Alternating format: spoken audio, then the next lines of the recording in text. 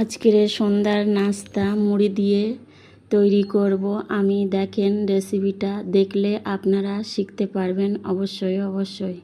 মুড়ি নিয়ে নিয়েছি, জল ঢেলে মুড়িটা ধুয়ে আমি গামলার ভিতরে দিয়ে ফ্লাওয়ার পাউডার দিয়ে দিয়েছি অল্প করে, কাঁচা লঙ্কা, কাঁচা পেঁয়াজ, ধনিয়া কুচি সব কিছু দিয়ে, আদা রসুন বাটা, লবণ, হলুদের গুঁড়ো, জিরা মশলার গুঁড়ো, মিট মশলার গুঁড়ো সব দিয়ে আমি একটু ভালো করে মাখিয়ে নেব।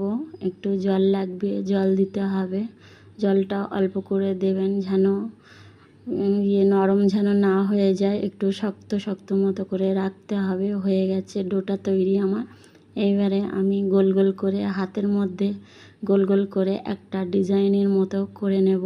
এইভাবে আপনারা করে বাড়ি খেয়ে দেখেন, দারুণ সুন্দর লাগবে। হয়ে গেছে আমার সব কিছুটা তৈরি। এবার কড়াইয়ের মধ্যে তেল দিয়ে, তেল গরম হয়ে গেলে একটা একটা করে ভালো করে ছেড়ে দিতে হবে। আমার এপিঠগুলো নাস্তার হয়ে গেছে, আবার ও পিঠগুলো ভালো করে